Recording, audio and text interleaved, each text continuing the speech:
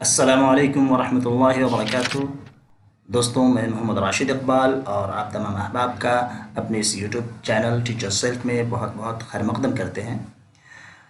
آج ہم آپ کے سامنے عبدالحلیم شرر اور ان کی تحریر کردہ ناول فردوس بنی سے متعلق کچھ معلومات لے کر حاضر ہوئے ہیں۔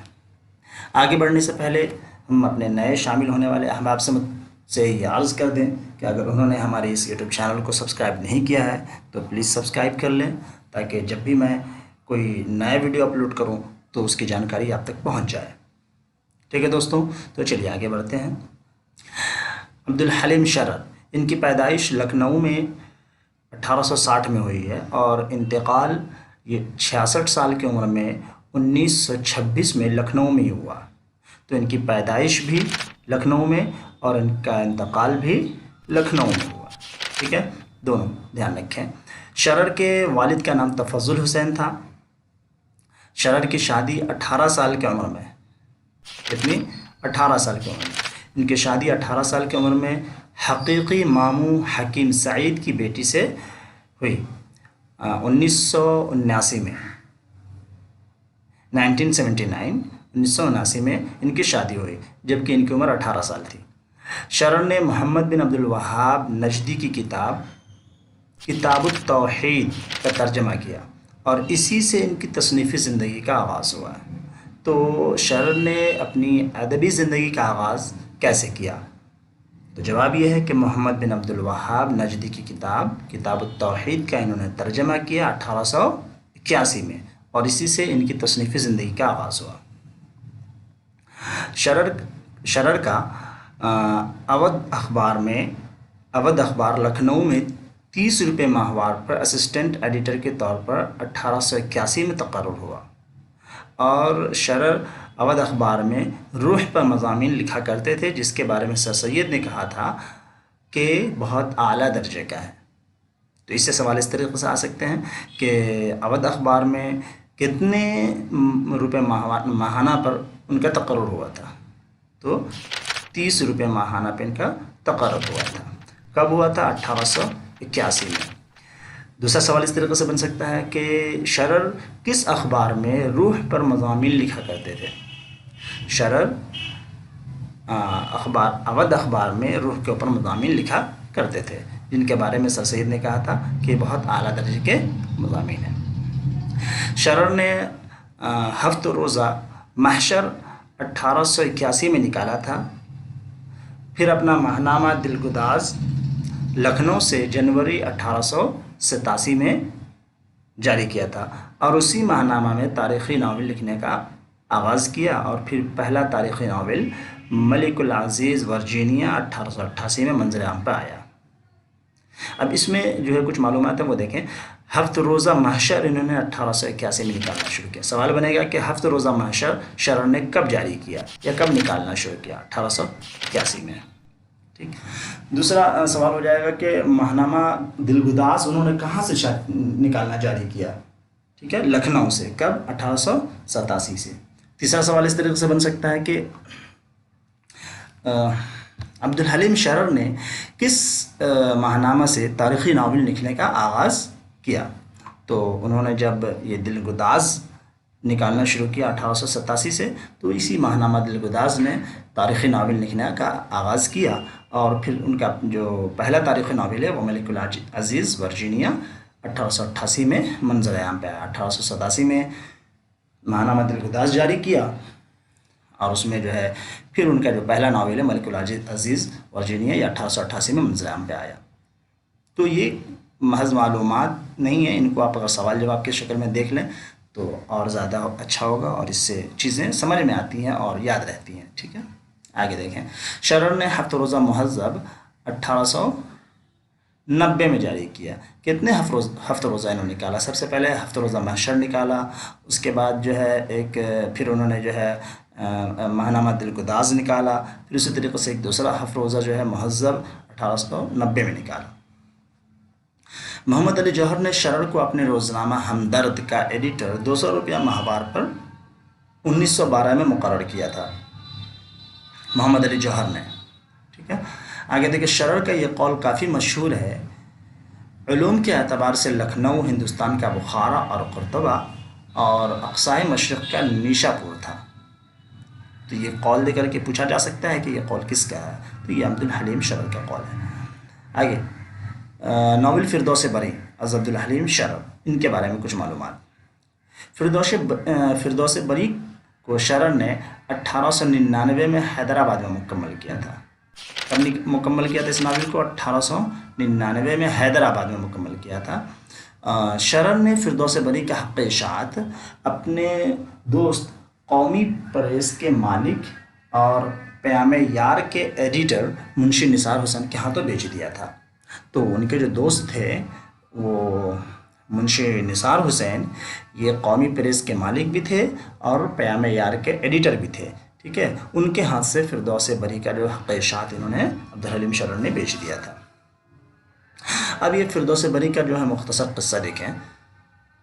فردوس بری میں یہ بتایا گیا ہے کہ کس طرح 5ویں صدی ہجری میں اسلام کے خلاف اٹھنے والی تحریک فرقہ باطنیہ اور اس کے بانی حسن بن صبا کی کوششوں سے باطنی تحریک سلطنت پر قابض ہو جاتی ہے اور رکن الدین خورشاہ اس صبائی خاندان کا چشم و چراغ قلعت تمونت کے تخت پر متمکن ہے اور مذہبی مقتدی بھی بنا بیٹھا ہے۔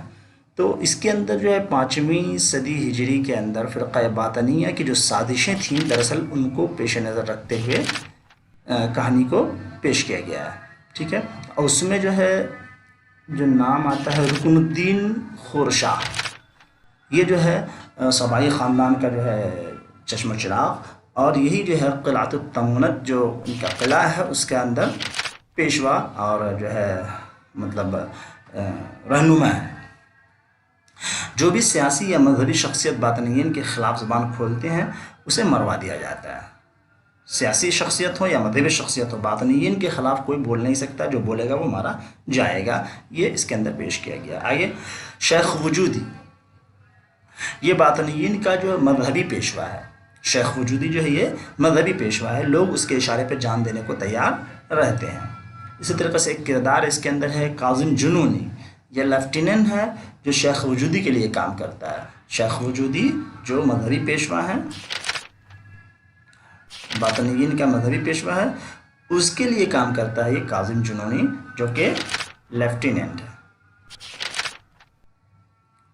اسی طریقے سے شہر آمل کا ایک نوجوان حسین اپنی منظور نظر زمرد، جو لڑکی ہے ہیروئن یا جو کردار ہے ہیروئن کا، وہ ایک طریقے سے زمرد ہے، اور جو نوجوان ہیرو ہے اس کہانی کا اس کا نام حسین ہے، ٹھیک ہے۔ تو وہ کہاں کے رہنے والے تھے؟ شہر آمل۔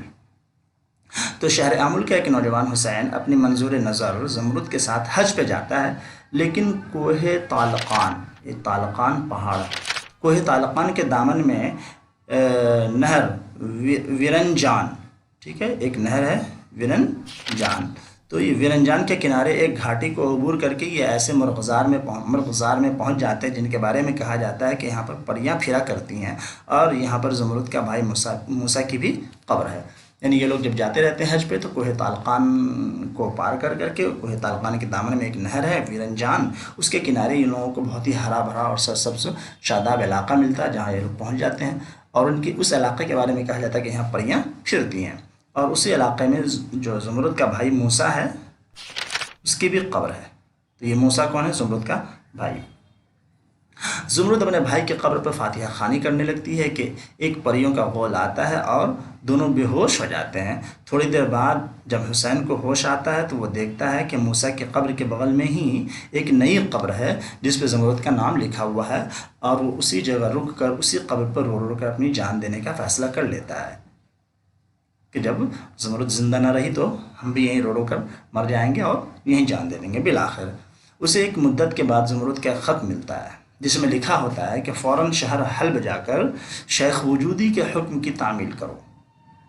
شیخ وجودی، زمرد کا جو خط آتا ہے تو اس خط میں زمرد کی طرف سے یہ لکھا جاتا ہے کہ جا کر کے شیخ وجودی کے حکم کی تعمیل کرو۔ پھر شیخ وجودی اس سے حسین کے چچا امام نجم الدین نیشاپوری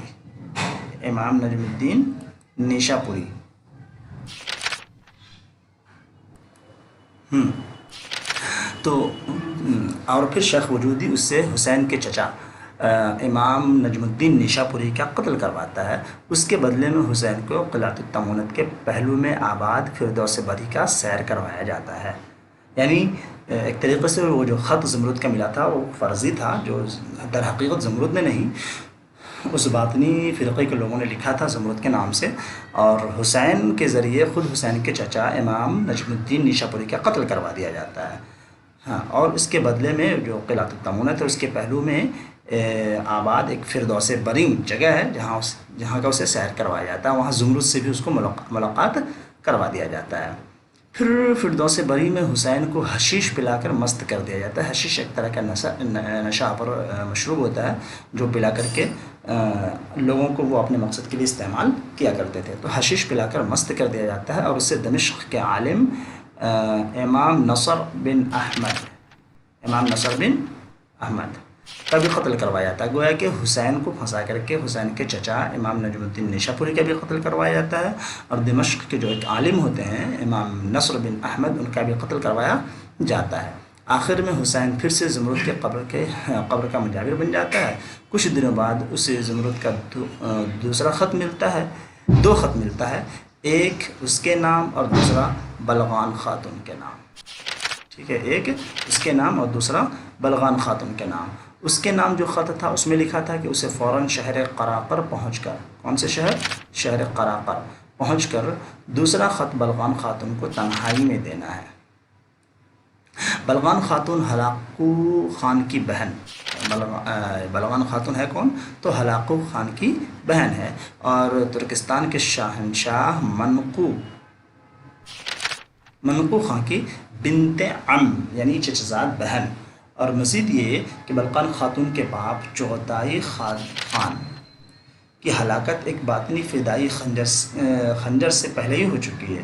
ٹھیک ہے، بلغان خاتون کے جو والد تھے چغتائی خان، ان کی ہلاکت بھی باطنی ان کے ذریعے ہی کروائی جا چکی ہے، وہ موت کے گھاٹ اتار دیے گئے ہیں۔ ٹھیک ہے، آگے خط پڑھ کر کے بلغان خاتون 500 سواروں کو لے کر کے حسین کے ساتھ موسیٰ و زمرد کے قبر کے پاس پہنچ جاتی ہے۔ وہ خط اس دن تمام باطنی رہنما شیخ وجودی، کاظم جنونی اور خود خور شاہ سب قلعۃ التمونت میں سالانہ جشن منا رہے تھے۔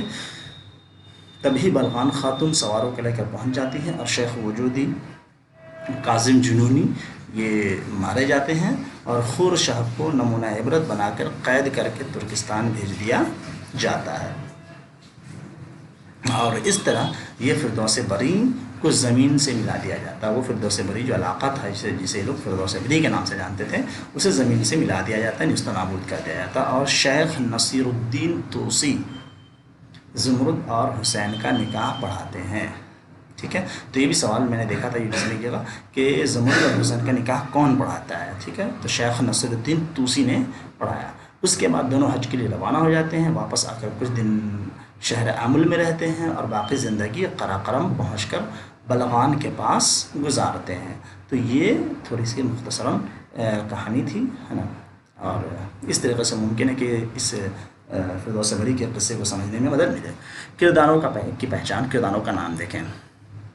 فردوس بری کا ہیرو جو ہے وہ حسین ہے، اور ہیروئن جو ہے زمرد ہے، اور حسین زمرد، اور اس کے بعد جو ہے مذہبی پیشوا کے نام میں جو ہے وہ شیخ وجودی ہیں، اور ان کے لیے کام کرنے والے لیفٹیننٹ کاظم جنونی ہیں۔ اسی طریقے سے بلغان خاتون ہیں جو کہ آپ کو چغتائی خان کی بیٹی اور ہلاکو خان کی چچزاد بہن ہے۔ ٹھیک ہے، امام نجم الدین ہیں جو حسین کے چچا ہیں۔ اسی طریقے سے ایک کردار اوپر گزرا کہ دمشق کے ایک عالم تھے جن کو منوایا تھا، کیا نام ہے، امام نصر بن احمد نا، یہ بھی دمشق کے بہت بڑا عالم تھے امام نصر بن احمد۔ ان تمام کو قتل کروایا گیا تھا۔ تو یہ کچھ کردار ہیں، اور یہ مختصراً کہانی کا خلاصہ ہے۔ پھر ہم کوشش کریں گے کہ اس کے بعد اس سے متعلق جو ہے سوال جواب کی شکل میں بھی ہم ایک دوسرا ویڈیو اپلوڈ کریں۔ ٹھیک ہے، ممکن ہے کہ اس سے آپ کو آپ کی تیاری میں کچھ مدد ملے۔ ٹھیک ہے دوستوں، تو آج کے لیے اتنا ہی، انشاءاللہ پھر جلدی ملتے ہیں کسی اگلے ویڈیو میں۔